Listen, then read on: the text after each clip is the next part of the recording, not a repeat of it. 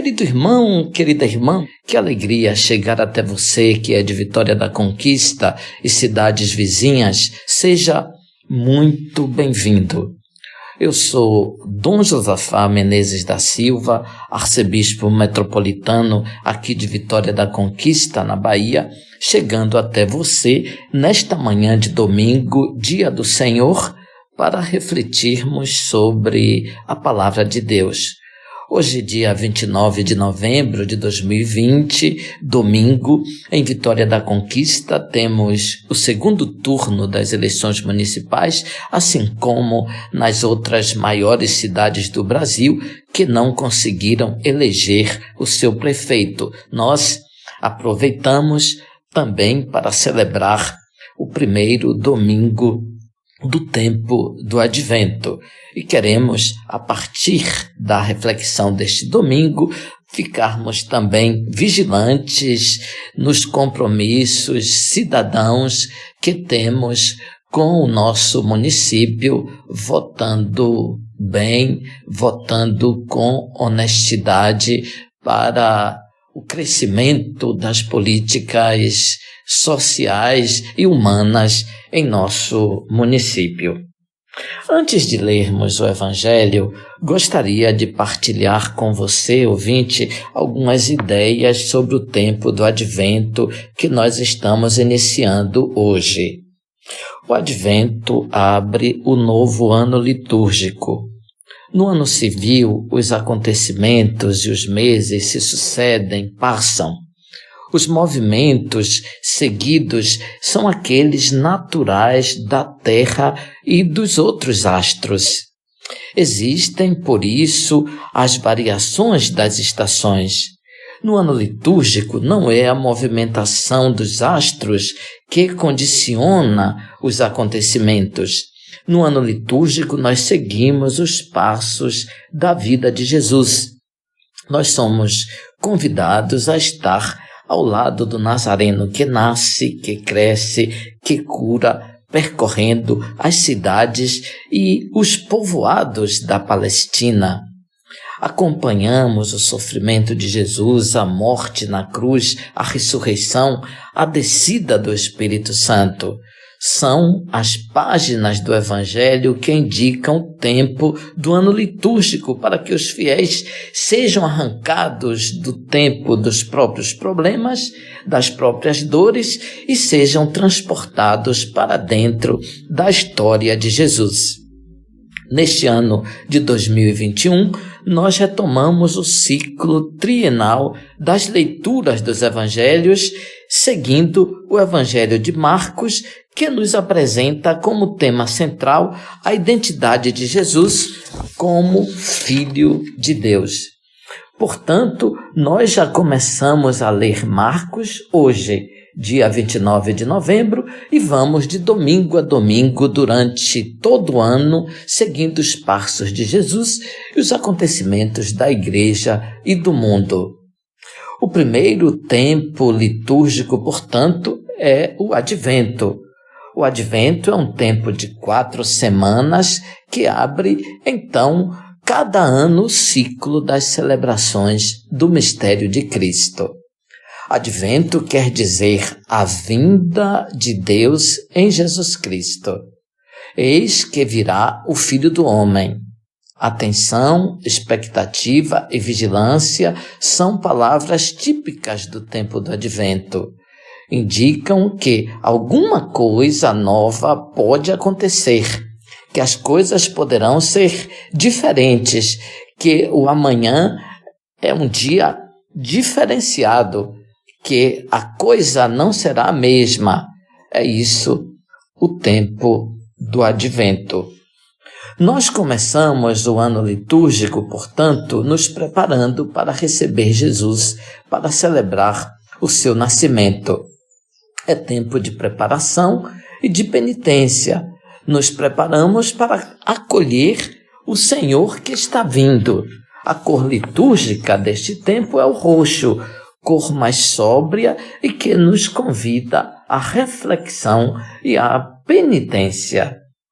Neste advento, como disse, vamos ler o Evangelho de São Mateus em todos os domingos. Como o segundo evangelista é o mais curto, alguns domingos escutaremos também o Evangelho de São João. Mateus é o primeiro a escrever o Evangelho e muitas das suas páginas foram retomadas, ampliadas ou redimensionadas por Marcos e Lucas. Estas repetições fizeram pensar que Marcos tivesse escrito depois dos outros evangelhos chamados de sinóticos e tivesse feito uma síntese dos dois. Mas, ao invés, o trabalho de Marcos foi verdadeiramente revolucionário. Foi Marcos o primeiro a colocar por escrito aquilo que as comunidades recordavam e transmitiam oralmente a respeito de Jesus. Portanto, começamos o tempo do Advento com o evangelista Marcos. É preciso, então, para esperar o Senhor, adotar estratégias que despertem a nossa mente e o nosso coração, de modo a não deixá-los adormecer no mal, no pecado, no medo, na tristeza e na morte. Certamente, quando a Igreja faz ressoar esta profecia no final de cada ano e no início do ano litúrgico, o faz porque sente a necessidade. Devemos nos preparar, oferecendo as condições favoráveis para o encontro verdadeiro quando o Senhor vier. O risco cotidiano é de uma vida adormecida, incapaz de perceber as vindas, as chegadas, os inícios, os brotos, o amanhecer, as nascentes. A exigência é de perceber a existência como uma mãe espera o filho e perceber cada dia o seu nascimento e perceber o nascimento, portanto, que se aproxima. A exigência de perceber a existência como uma mãe que espera o filho e perceber cada dia o seu crescimento e perceber também o nascimento que se aproxima. Será uma bela aventura, ouvinte, e nós esperamos poder estar aqui todos os domingos na Rádio Canção Nova para refletir as riquezas deste novo ano litúrgico. O primeiro que vamos meditar do primeiro domingo, se Deus quiser, até o último. Pedimos a Deus que nos dê vida e saúde para cumprir mais uma aventura espiritual.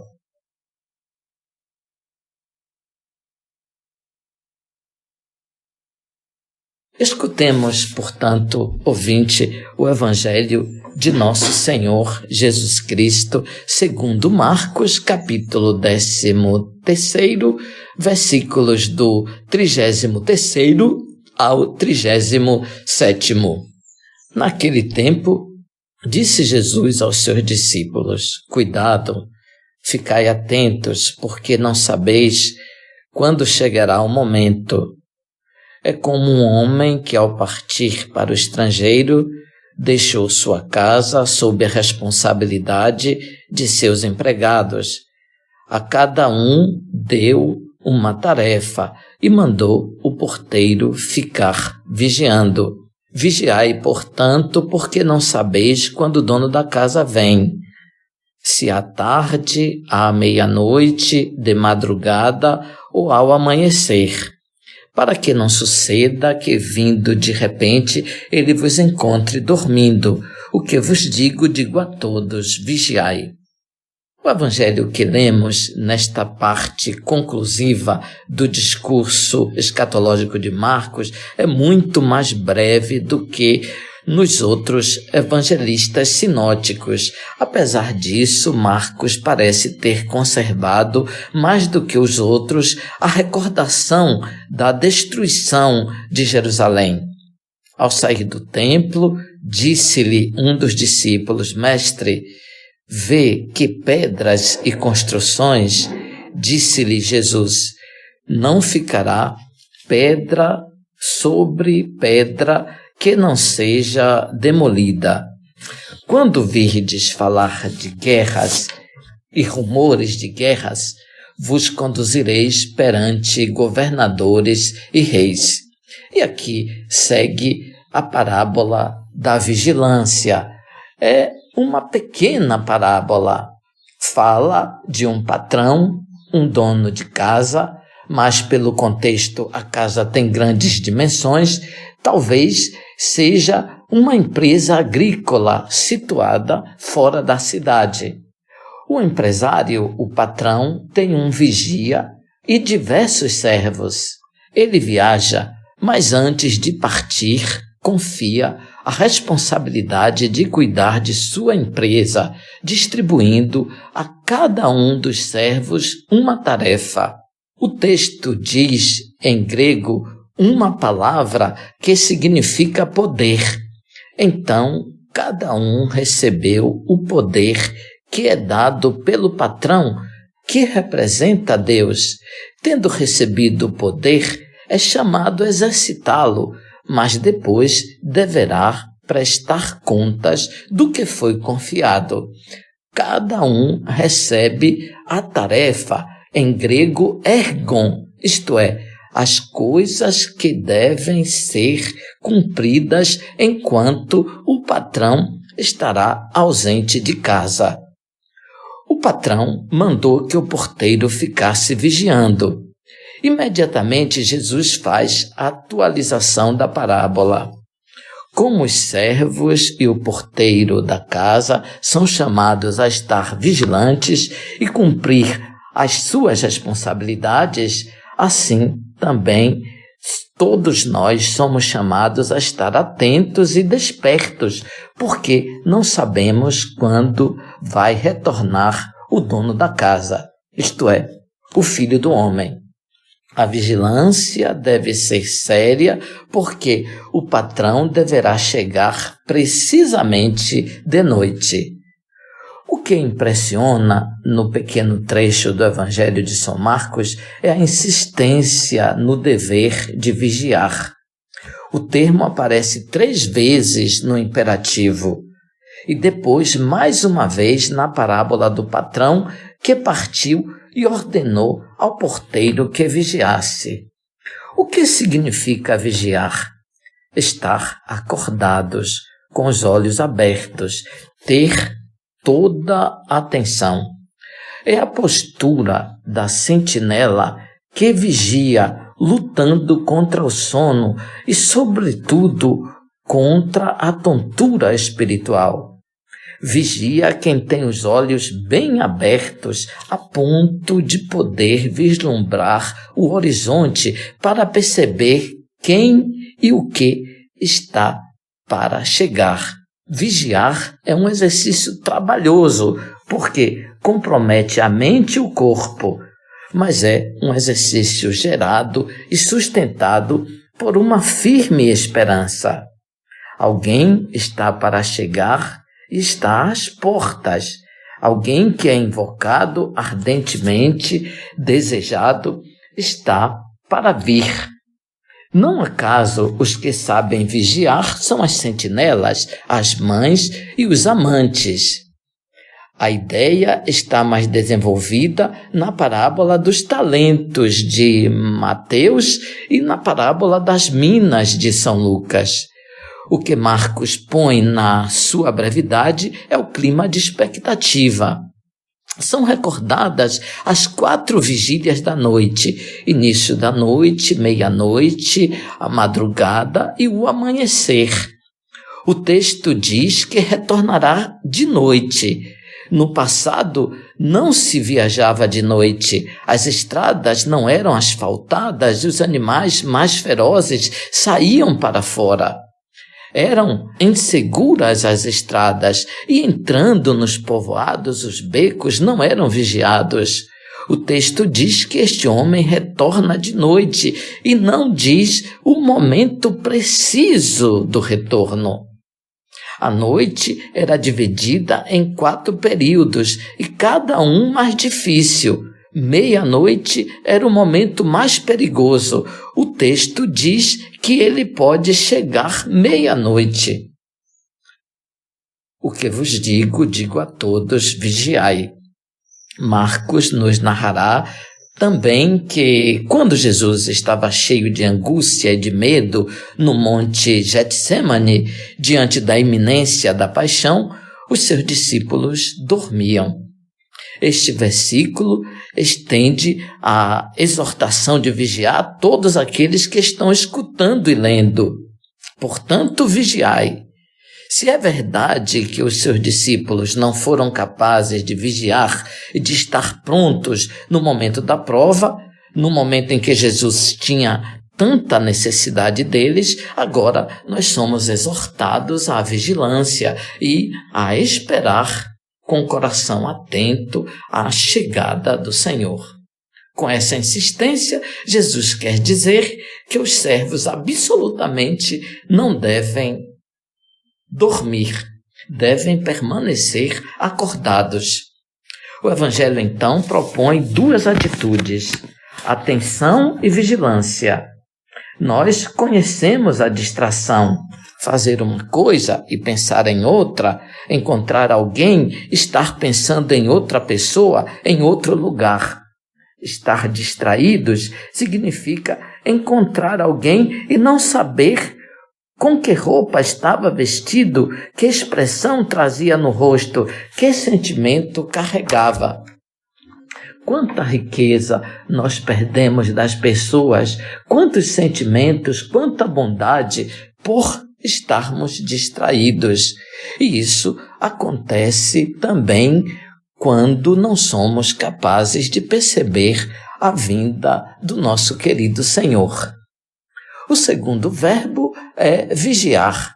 Vigiar é não dormir, certamente, mas é também perceber o lento despontar da manhã, perceber o que está para além da noite, intuir que a luz vai brotar depois da escuridão. Atenção e expectativa são os dois nomes do advento e têm a mesma raiz.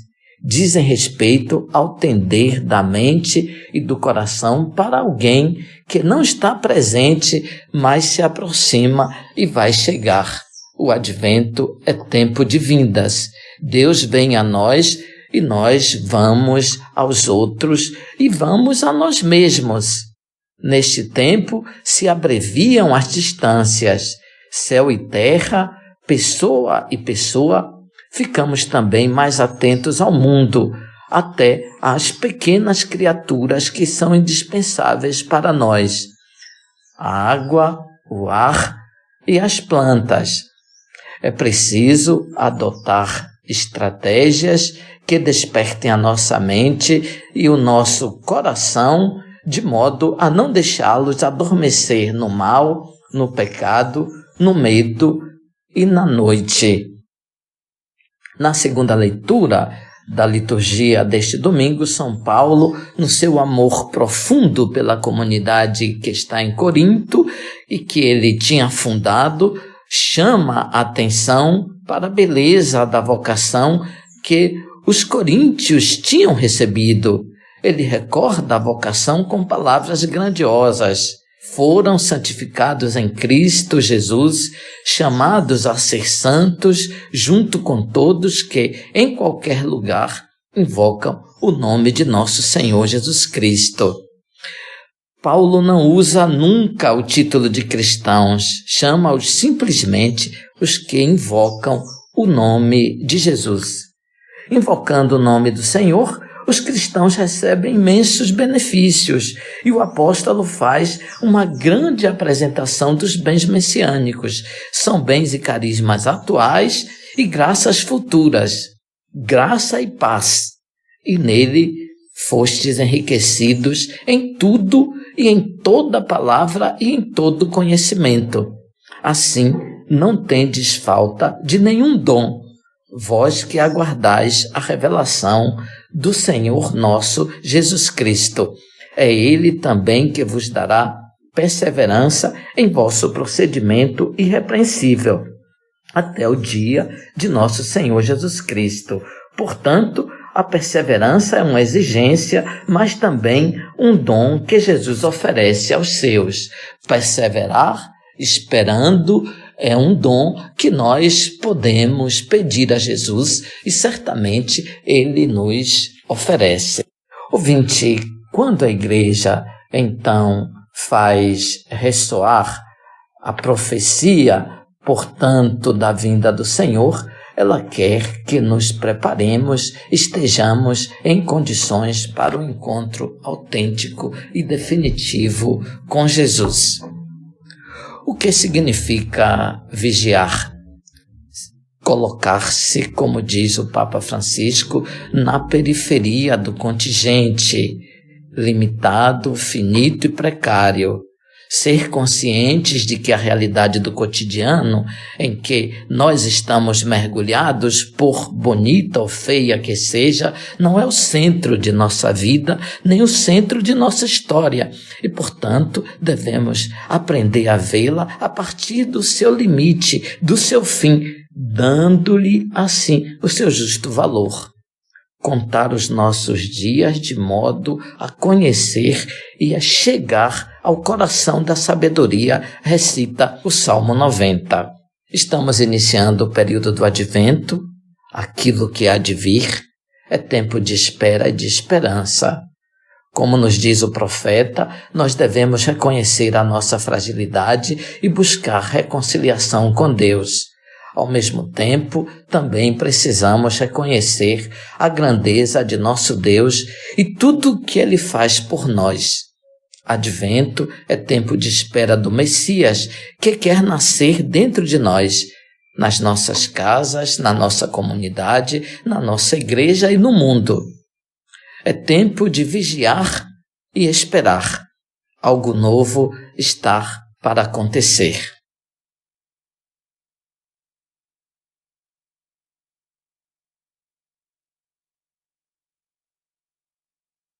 Ouvinte, louvado seja nosso Senhor Jesus Cristo, para sempre seja louvado.